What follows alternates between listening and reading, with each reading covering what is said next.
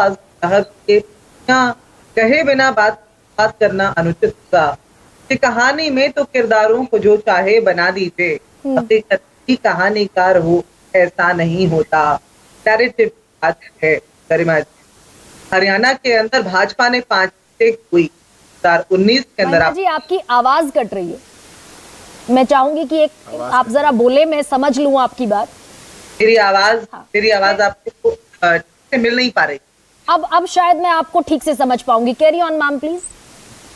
मैंने ये कहा कि हरियाणा के अंदर 2019 के अंदर लोकसभा चुनाव में आपको याद होगा किस तरह से एक बड़ा वोट शेयर भाजपा को मिला था, 58%।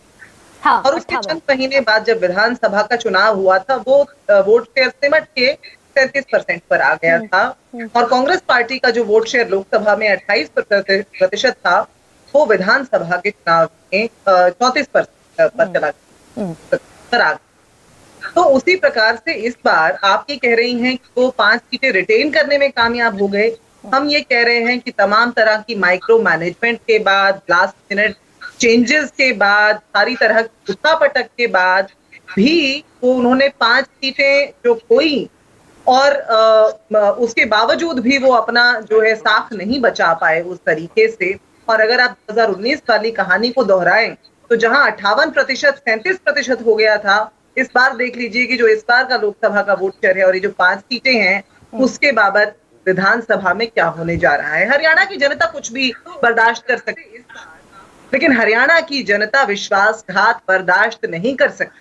अपने जवान के साथ, अपने पहलवान के साथ, अपने किसान के साथ, अपनी बेटियों के साथ, हरियाणा की बेटियों की अस्मिता लुटती हुई जो संसद का एक तरफ उद्घाटन किया जा रहा था और दूसरी तरफ हमारी पहलवान बेटियों को घसीटा जा रहा था ना, वहां पर वो हरियाणा की जनता को याद है। हरियाणा की जनता को ये भी याद है कि भाजपा और उसकी सहयोगी जजपा ने किस तरह से किसान आंदोलन को बीमारी कह करके बुलाया था।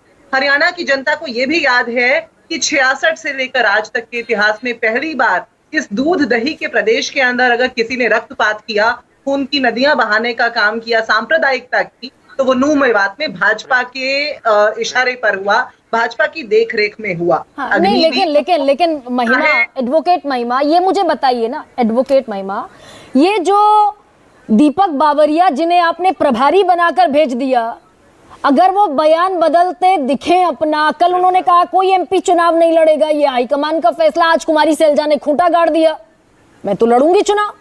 उन्होंने चीफ मिनिस्टीरियल पोस्ट पर अपना कैंडिडेचर भी सामने रख दिया कि दलित मुख्यमंत्री क्यों नहीं हो सकता सूबे का। देखिए, चुनाव है और चुनाव को लेकर के और जिस तरह का माहौल भाजपा ने इस प्रदेश में बनाया है, उसको लेकर के जो रणनीति बनानी होगी वो तो पार्टी का जो पूरा लीडरशिप है उसको तय करेगी। लेकिन आप जो बयान बदलने की बात कर रही हैं, मैं समझती हूँ कि ये मिस इंटरप्रिटेशन इसे कहा जाना चाहिए, क्योंकि कल बावरिया जी ने जो बात कही और आज जो बात कही उसमें उनके बयान को वापस लेना नहीं दिखाई देता है, लेकिन ये जरूर दिखाई देता है कि उन्होंने कहा कि मुख्यमंत्री की दावेदारी कोई भी पेश, जिसके पास नंबर्स हों वो दावेदारी पेश करे, इसमें तो कोई हर्ज नहीं है। और ऐसे उदाहरण हमारे पास मौजूद हैं। अभी हाल ही में हमें तो और सिर्फ पुटव्वल वाली स्थिति हो गई कि भाई जो हुड्डा साहब और कुमारी सैलजा लोकसभा चुनाव में अलग अलग रैलियां कर रहे थे, दीपेंद्र हुड्डा के नॉमिनेशन में कोई नहीं गया, ना सुरजेवाला का गुट गया, ना कुमारी सैलजा का गुट गया। आला कमान अगर कह देगा कोई भी पेश करे और सिर्फ पुटव्वल है, ये तो बिल्कुल भी नहीं ऐसा है। मैं आपको ये बात बिल्कुल कायदे से और यकीनन कह सकती हूँ, क्योंकि देखिए कांग्रेस एक बहुत पुराना बरगद का वृक्ष है, ये आप समझ सकती हैं, बहुत वरिष्ठ पत्रकार हैं। बरगद का वृक्ष जिस तरह से बहुत सारी जड़ों पर टिका होता है, उसी तरह से कांग्रेस का परिवार हरियाणा प्रदेश में और पूरे देश में है। बहुत लंबी चौड़ी विरासत है और उस विरासत के अंदर हरियाणा के अंदर हमारे जो बड़े दिग्गज नेता हैं, अब भाजपा तो ये आरोप निश्चित तौर पर लगाएगी, क्योंकि हमने अनिल विज जी का जो नाराजगी देखी है पिछले चंद महीनों में, या जितनी भी गुटबाजी चल रही है उसकी बात चाहे सामने ना होती हो, लेकिन कांग्रेस के अंदर आपने कल की तस्वीरें देखी, परसों की तस्वीरें स्क्रीनिंग कमेटी की सब सामने आई।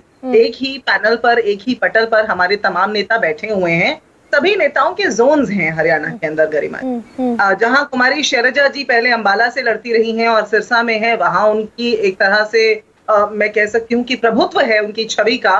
उसी तरह से हुड्डा जी का जो डोमिनेंस है वो रोहतक के इलाके में सोनीपत तक आपको दिखाई देता तो है। पैरेलल हो गए ना महिमा जी। भाई हुड्डा, भूपेंद्र हुड्डा का जो वर्चस्व है हरियाणा की राजनीति में, वो कौन नहीं जानता। कुमारी सैलजा हाईकमान के कितनी नजदीक है, ये कौन नहीं जानता। तो ये दोनों पैरेलल खड़े हो गए, आकर मुख्यमंत्री कौन बनेगा। चलिए मैं फर्ज कीजिए कांग्रेस जीत गई चुनाव हरियाणा का, मुख्यमंत्री किसे बनाएंगे आप। पहला दलित मुख्यमंत्री देंगे, बीजेपी ने आपको कटाक्ष भी कर दिया, हमने बना दिया ओबीसी मुख्यमंत्री। देखिए, जहां एक तरफ ओबीसी हो या पंजाबी हो, आपको याद होगा पंजाबी महासभा ने अभी हाल ही में ये शपथ ली है कि कुछ भी करेंगे भाजपा को वोट नहीं देंगे, और इसी तरह तमाम वर्ग भाजपा से तो नाराज हैं। हमारे पास तो एक से एक कद्दावर शख्सियतें मौजूद हैं। चाहेंगे तो महिला दलित मुख्यमंत्री बनाएंगे कुमारी शैलजा जी को, चाहेंगे तो हुड्डा जी आएंगे, चाहेंगे तो सुरजेवाला जी जो कि वकील भी हैं और जाटों का नेतृत्व भी करते हैं, चाहे तो वो भी आकर के दावा पेश करेंगे। एक से एक, जैसा मैंने कहा ना, वट वृक्ष है, एक से एक मजबूत जड़ें हैं और किसी को भी बनाएंगे। भाजपा तय कर ले कि नायब सिंह सैनी जैसे एक जो उम्मीदवार हैं, जो अपना विधानसभा चुनाव हार गए थे और सांसद रहते हुए अपनी पत्नी को सरपंची नहीं जिता सके थे, अपनी साख बचाने के लिए लास्ट मिनट पर उनको खट्टर जी के सामने लाकर के खड़ा करना पड़ा, खट्टर जी को हटाना पड़ा। ये जो माइक्रो मैनेजमेंट भाजपा करती है ना, तो कांग्रेस प्लान कर रही है, एडवोकेट महिमा, कांग्रेस